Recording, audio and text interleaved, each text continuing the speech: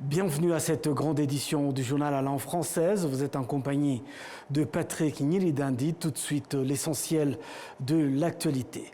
Le Premier ministre rwandais, Dr Justin Nsengiyumva, lors de sa participation avec les habitants du district de Ngororero à la 32e commémoration des génocides perpétrés contre les Tutsis au Rwanda, est revenu sur la particularité de l'histoire du génocide dans cette région, notamment dans sa préparation et son exécution.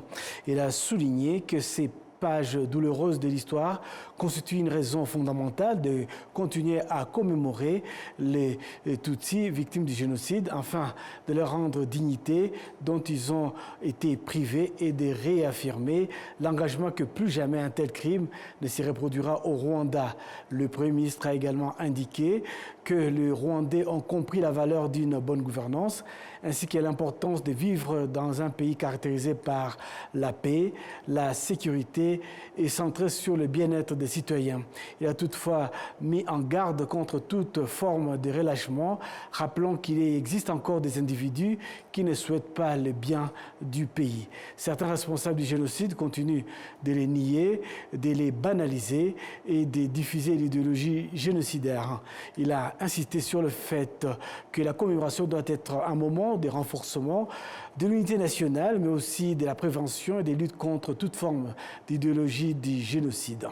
En particulier, il a appelé les jeunes à jouer un rôle actif dans la lutte contre ceux qui propagent cette idéologie. Il a également rappelé aux parents les responsabilités essentielles dans la transmission de valeurs et interdits de la culture rwandaise aux enfants. Enfin, le Premier ministre a demandé aux autorités du district de Ngororero d'analyser les raisons pour lesquelles ce district s'est classé en dernière position, c'est-à-dire la 25e, dans l'étude sur l'unité et la réconciliation des Rwandais publiée en 2025 par le ministère de l'Unité nationale et de l'engagement civique. Il les a exhortés à identifier les causes de cette situation et à prendre des mesures concrètes pour résoudre les problèmes qui entravent encore l'unité et la résilience dans ce district. Toujours en ce qui concerne la commémoration dans la région de Golo, située en district de Pingi, en Ouganda, se déroule une cérémonie empreinte de recueillement marquant la 32e commémoration du génocide perpétré contre les Tutsis au Rwanda. Cet événement rassemble des membres de la communauté rwandaise, des autorités locales ainsi que des amis du Rwanda venus honorer la mémoire des victimes et réaffirmer leur engagement à lutter contre l'oubli et le négationnisme. Dans une atmosphère de respect et de solidarité, des témoignages, des prières et des moments de silence rythmaient cette journée dédiée à la mémoire.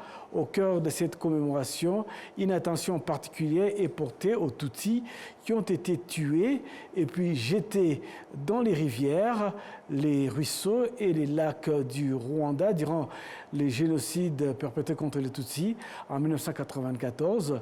Ces actes visaient non seulement à ôter la vie, mais aussi à effacer toute trace des victimes. Cependant, malgré cette tentative de désimulation, les eaux ont transporté de nombreux corps au-delà des frontières, rappelant l'ampleur de la tragédie et la souffrance indicible vécue par les victimes et leurs familles. Emportés par le courant, certains de ces corps ont donc atteint le lac Victoria en Ouganda, où ils ont été retrouvés et dignement inhumés. Aujourd'hui, ils reposent dans 3 mémoriaux du génocide des Tutsis érigés dans ce pays, devenus des lieux de mémoire et de recueillement.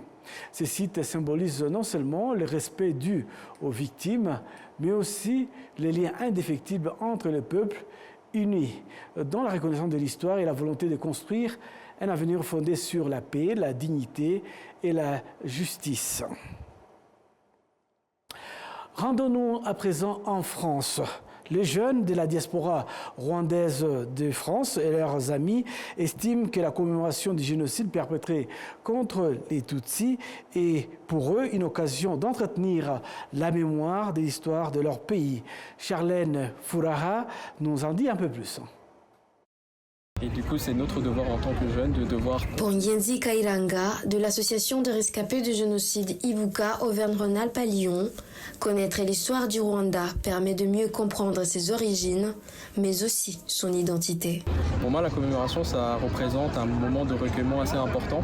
Et en étant un jeune qui n'a pas vécu les événements, c'est important pour nous, en tant que jeunes, de devoir se rappeler de la mémoire de ce qui s'est produit et ensuite de la faire perdurer et de la transmettre aux futures générations. Donc, à travers mon investissement dans l'association, j'essaye de honorer cette tâche qui nous est attribuée à la jeunesse, et particulièrement en termes de communication, parce que par les réseaux sociaux et les médias, c'est très dur de garder la vérité et de la faire perdurer. Pour de nombreux jeunes, en plus de rendre hommage aux victimes du génocide perpétré contre les Tutsis, la commémoration est également une occasion de comprendre l'histoire, d'en tirer des leçons et de s'engager activement contre toute idéologie génocidaire, en particulier à l'ère du numérique, où des informations et discours de haine continuent de circuler. Donc pour moi, ça a été un événement qui a toujours été omniprésent dans ma vie et que j'ai toujours trouvé très important de garder dans mon cœur tout au long de ces années. Car c'est quelque chose qui m'affecte indirectement, mais également directement via ma famille. Et j'espère continuer à honorer ça à travers les commémorations. Alors, c'est vrai qu'il faut de notre côté un peu plus d'expérience, mais je crois qu'avec une bonne mobilisation, une bonne ligne directrice entre la diaspora et le Rwanda, une très bonne communication entre les deux, on serait capable de mettre en place des projets qui feraient en sorte de reconstruire le Rwanda d'une manière très durable et d'apporter ce que nous pouvons avoir à l'étranger et de le rapporter au Rwanda pour pouvoir faire perdurer notre beau pays, quoi. Donc aujourd'hui, les réseaux sociaux, c'est vraiment une arme très puissante pour faire perdurer l'information et la mésinformation tout simplement. Donc vraiment, en tant que Rwandais, ce qu'on peut faire de mieux, c'est vraiment de déjà apprendre sur l'histoire du Rwanda, d'être très impliqué dans l'histoire du Rwanda, de bien sûr suivre les commémorations, parce qu'à travers ces événements, il y a beaucoup de récits, il y a beaucoup de documentaires, il y a beaucoup de témoignages qui témoignent de ce qui s'est passé réellement, car l'information est très facilement transformée, et c'est assez compliqué aujourd'hui, avec la montée de l'IA et des discours modifiés, de pouvoir discerner l'information. Donc de rester toujours très concerné en tant que Rwandais de ce qui se fait au Rwanda et de ce qui se fait au pays, et bien sûr de se référer aux sources qui sont des sources fiables tout simplement, comme les récits écrits, les témoignages et de la ligne et au niveau du discours du pays, tout simplement parlant. Dans cette transmission de la mémoire, les parents et éducateurs jouent un rôle central, souligne Mukashiaka, militante pour la paix en France et rescapée du génocide perpétré contre les Tutsis en 1994. J'enseigne mes enfants chaque jour. Et c'est pourquoi mes enfants, ils sont maintenant à Paris-Kenya, ils continuent à Paris-Kenya, Rwanda, ils continuent à s'impliquer dans les actions du Rwanda, parce que nous, les parents, on a un devoir. Parce que quand j'ai embarqué ici, c'est comme si je suis retombée dans le discours d'avoir le génocide. Parce que je suis tombée dans le discours ici, en France, de se justifier si vous êtes Hutu ou Tutsi. Ça, ce sont des discours déguisés pour faire la négation. On va mettre de côté les idéologies politiques, tout ce qu'on veut, mais il faut se poser la question. Il faut réveiller nos consciences. Nos enfants, moi, mes enfants, quand ils me demandent un cadeau, je dis, vous savez ce que vous pouvez me donner comme un cadeau? Aimer notre pays, essayer de parler notre culture, cela me suffit. C'est ça que je souhaiterais pour tous les mamans, transmettre nos valeurs, les valeurs de solidarité, les valeurs d'être fiers. Les Rwandais, ils étaient fiers vraiment. Autre chose aussi qui est très important, c'est que les anciens Rwandais avaient protégé le Rwanda, avaient aimé le Rwanda, avaient chéri le Rwanda, sans parler des langues étrangères, sans connaître les langues étrangères, sans faire des études de grandes écoles. Mais malheureusement, ce sont qui ont fait des grandes écoles. Les écoles militaires belges, les écoles militaires en France, partout, en histoire, qui ont participé à la conception de ce génocide. La mémoire, c'est permettre la transmission à notre jeunesse pour que notre jeunesse puisse éveiller la conscience en elle-même, parce que la jeunesse, c'est l'avenir de demain. que ce soit la jeunesse française, que ce soit la jeunesse rwandaise, il faut aussi noter que nos enfants sont des enfants franco-rwandais. On a quitté le Rwanda, mais le Rwanda ne nous quittera pas. Aujourd'hui, le Rwanda continue de mettre l'accent sur la transmission de cette mémoire aux jeunes générations. Il rappelle à la communauté nationale et internationale l'importance du souvenir, du devoir de mémoire et de la lutte contre le négationnisme. En cette période de commémoration du génocide perpétré contre les Tutsis en 1994, de nombreux étrangers figurent parmi ceux qui visitent différents mémoriaux afin de s'associer aux Rwandais dans ce moment de mémoire. Ils affirment qu'ils ont aussi un rôle à jouer dans la lutte contre l'idéologie du génocide. Jean-Benoît Michel. Du génocide de Kigali à Gisozi fait partie des sites les plus visités par ces étrangers venus mieux comprendre l'histoire du Rwanda, en particulier celle du génocide perpétré contre les Tutsis de 1994 et rendre hommage aux victimes qui y reposent. Nous travaillons au Rwanda, c'est pourquoi nous estimons que nous faisons aussi partie de ce pays. Il est donc important pour nous de connaître l'histoire du génocide perpétré contre les Tutsis. La raison pour laquelle nous avons visité le mémorial de Kigali est de mieux comprendre l'histoire du Rwanda. Ces visiteurs soulignent également que ceux qui ne connaissent pas bien cette histoire devraient venir la découvrir sur place, car beaucoup sont influencés par des informations erronées visant à déformer la vérité. Je voudrais dire, au lieu de rester sur l'Internet, pourquoi ne pas venir ici voir par soi-même, voir la vérité de ses propres yeux. Ce que j'ai vu, ce sont des innocents qui ont perdu la vie. Ce mémorial m'a permis de comprendre clairement ce qui s'est passé au Rwanda. Mon message est que chacun devrait venir constater les faits, car les preuves ont été conservées. Si quelqu'un vient ici et ne croit toujours pas au génocide perpétré contre les Tutsis, ce n'est pas une main, c'est un lieu chargé d'émotions. J'en avais entendu parler, mais venir ici m'a ouvert les yeux. Le directeur de l'organisation Aegis Trust, Munyanwari Alphonse, explique que l'accueil de visiteurs venus du monde entier contribue à faire connaître l'histoire du génocide perpétré contre les Tutsis à l'échelle internationale et à prévenir l'idéologie génocidaire ainsi que sa négation. Mu gikomeye babona n'ukuri kuri jenoside yakorewe abatutsi. L'essentiel est que lorsqu'ils viennent, ils découvrent la vérité sur le génocide perpétré contre les Tutsis. En parlant de l'histoire du Rwanda, avant la colonisation, pendant le génocide et après, jusqu'à la reconstruction du pays. Tout est organisé de manière à permettre même à une personne qui découvre cette histoire pour la première fois de la comprendre. Beaucoup sont profondément touchés. C'est pourquoi ils rendent hommage aux victimes, déposent les gerbes et laissent des messages écrits ou oraux pour exprimer leur solidarité avec le Rwanda. Il ajoute que ces visiteurs sont également impressionnés par des progrès remarquables réalisés par le Rwanda après ce passé douloureux, le pays étant aujourd'hui engagé sur la voie du développement. Le mémorial de Kigali à Gisozi, comme d'autres sites à travers le pays, conserve cette mémoire et invite les visiteurs à partager la vérité avec le monde entier afin de contribuer à la lutte contre l'idéologie du génocide et à la promotion d'une paix durable. Jean-Benoît Michel, à Kigali. Les survivants du génocide perpétré contre les Tutsis au Rwanda en 1994 soulignent le rôle du soutien continu du gouvernement dans le processus des guérisons et des reconstructions de leur vie, tandis que les spécialistes de la santé mentale insistent sur l'importance des conditions de vie dans les rétablissements. Les détails avec Michel Iladoukound. Philomène Kanyesha, survivant du génocide perpétré contre les Tutsis en 1994, fait partie de ceux qui portent encore de profondes blessures émotionnelles.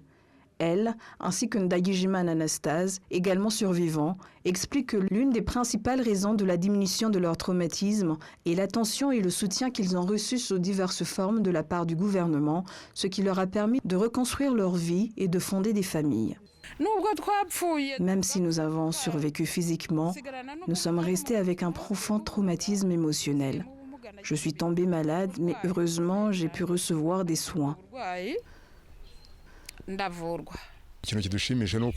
Ce qui nous rend heureux, c'est que nous avons reconstruit nos foyers. Nous avons maintenant des enfants, y compris ceux nés pendant cette période difficile.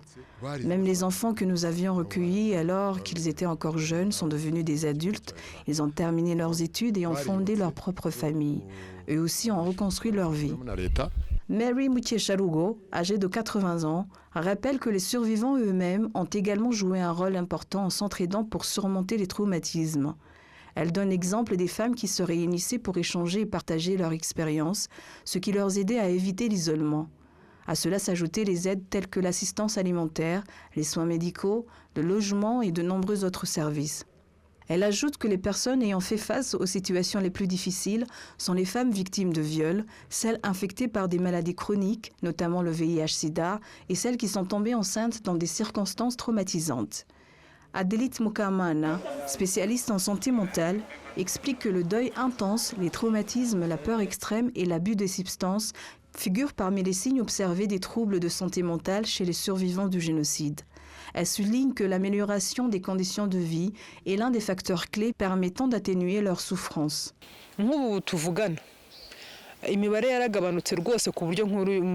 Actuellement, les chiffres ont considérablement diminué.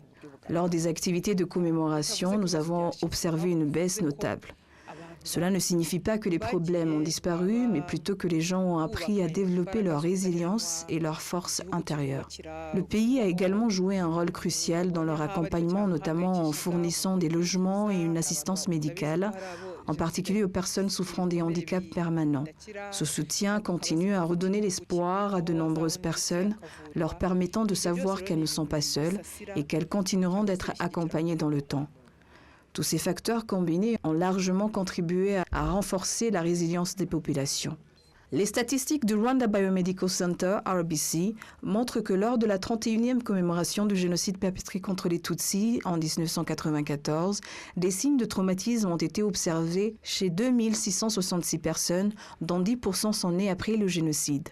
Le responsable de la division de la santé mentale au RBC, Dr Darius Gishoma, a indiqué qu'au cours des 15 dernières années, le nombre des personnes présentant des symptômes de traumatisme est passé d'environ 4000 à 2666 l'année dernière. Il a précisé toutefois que d'autres bénéficient également d'un soutien provenant des différentes organisations. Il y a aussi des personnes qui se rendent elles-mêmes dans les hôpitaux, c'est le deuxième groupe.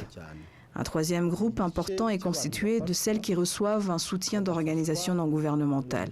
De nombreuses organisations avec lesquelles nous travaillons offrent des interventions en santé mentale au niveau communautaire. Par exemple, les personnes accompagnées par Avega sont encore plus nombreuses que celles que nous avons directement suivies. De même, des organisations comme Uisenga, Interpeace, Never Again Rwanda et Ibuka soutiennent un grand nombre de personnes, souvent plus que celles que nous rencontrons directement. Ainsi, affirmer que seules les personnes que nous avons vues vivent avec des traumatismes serait trompeur. En réalité, bien plus d'individus bénéficient d'un accompagnement à travers ces organisations.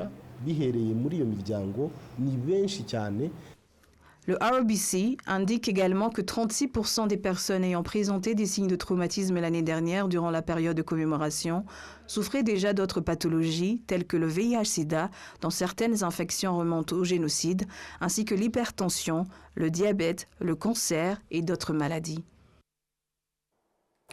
Le ministre de la Justice du Rwanda a réaffirmé l'engagement du pays à poursuivre les responsables du génocide perpétré contre les Tutsis en 1994, assurant aux survivants que les efforts pour traduire les auteurs en justice se poursuivront, même pour ceux qui ont fui à l'étranger. Cependant, des experts juridiques et des analystes politiques avertissent que le manque de volonté politique et la persistance de l'idéologie génocidaire dans certains pays d'accueil restent des obstacles majeurs à l'obtention d'une justice complète pour les survivants. Les propos de Michel Iladoukound.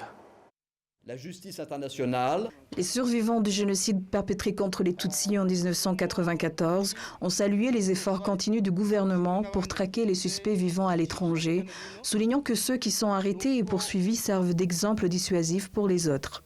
Après la fin du génocide en 1994, la priorité immédiate était d'identifier les responsables et de les traduire en justice.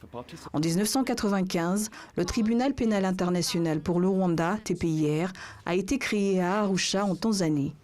L'avocat nigérian Dr Charles Adeogun Phillips, qui a exercé comme procureur, se souvient des difficultés rencontrées au cours des premières années. One of the first challenges we faced was having to Ce groupe avait pour mission de mener des enquêtes sur les auteurs du génocide et de délivrer des mandats d'arrêt internationaux afin de permettre leur arrestation dans les pays où ils s'étaient réfugiés. Cependant, depuis 2007, bien que cette équipe ait établi des listes et transmis des mandats via les ambassades des pays concernés, concernant plus d'1 millier de suspects répartis dans différents pays du continent africain, ces États n'ont manifesté aucune volonté politique. À ce jour, ils n'ont apporté aucune réponse au Rwanda. À titre d'exemple, la République démocratique du Congo n'a entrepris aucune action démontrant une volonté de rendre justice. Sur les 93 affaires traitées par le tribunal, certains des principaux architectes du génocide ont été acquittés, tandis que d'autres ont reçu des peines que beaucoup ont jugées disproportionnées par rapport à la gravité de leurs crimes. En 2007, le Rwanda a mis en place une unité spéciale chargée de traquer les suspects du génocide. Toutefois, selon l'expert juridique Netejul Marius, cette initiative a produit des résultats limités. Après que le FPR ait mis fin au génocide, de nombreux fugitifs se sont réfugiés en France, en raison de leur relation étroite avec le régime en place à l'époque, qui avait accepté de les protéger. La France a continué de leur offrir une certaine protection jusqu'à la 20e commémoration du génocide. Par la suite, le pays a changé d'attitude et en 2014 a jugé le premier Rwandais, à savoir Pascal Simbikangwa. Cependant, malgré cette avancée et les 8 procès tenus depuis lors, la justice en France reste lente. En effet, une trentaine de dossiers restent encore à instruire. Ce retard dans le traitement des affaires fait que certains suspects risquent de décéder avant d'être jugés, compromettant ainsi le processus de justice. Des praticiens du droit affirment également que l'implication présumée de certains États étrangers dans le génocide a dans certains cas contribué à protéger les suspects ayant trouvé refuge sur leur territoire. C'est ce que souligne Maître Richard Gisagala, avocat représentant des victimes dans des affaires de réparation liées au génocide à travers l'Europe. Sur plus de 1000 mandats d'arrêt émis par le Rwanda contre les suspects du génocide vivant dans différents pays, seulement 59 individus, soit environ 5%, ont été appréhendés. Parmi eux, 30 ont été extradés vers le Rwanda pour y être jugés, tandis que 29 ont été poursuivis dans les pays où ils ont été arrêtés. Beaucoup d'autres restent en fuite, y compris dans des pays de la région.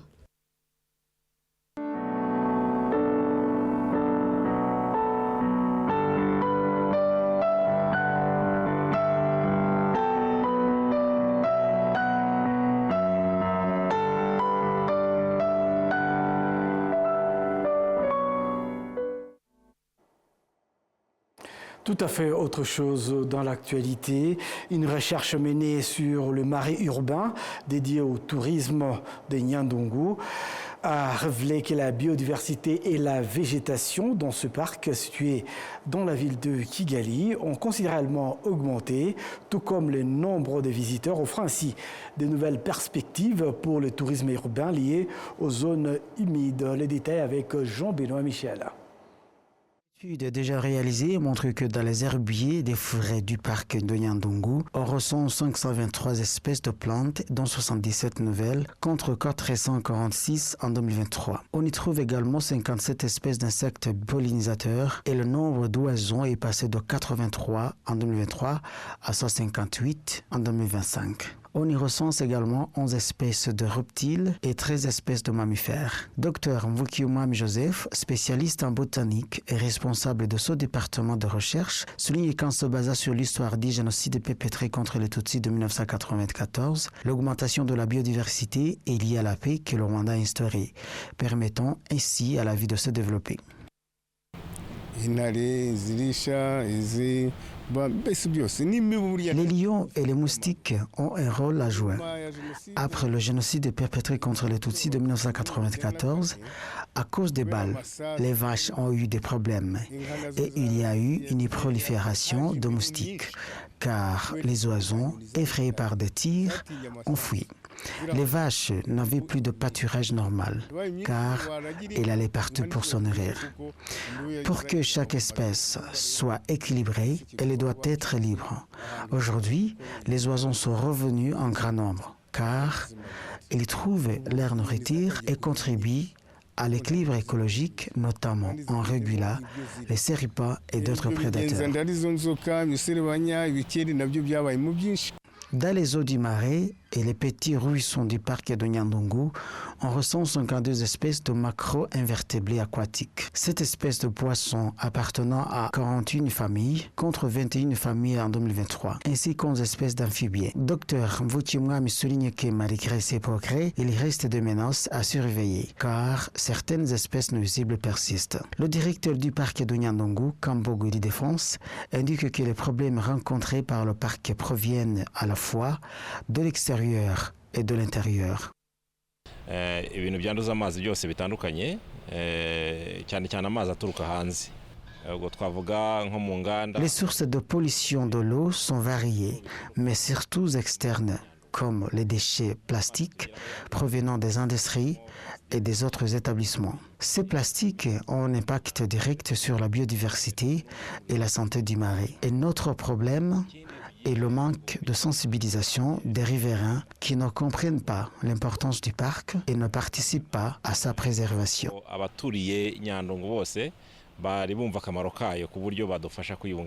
Frank de Chimimana, chargé du développement de la préservation de la biodiversité et de la gestion des parcs nationaux, précise que l'État soutient toujours ce parc.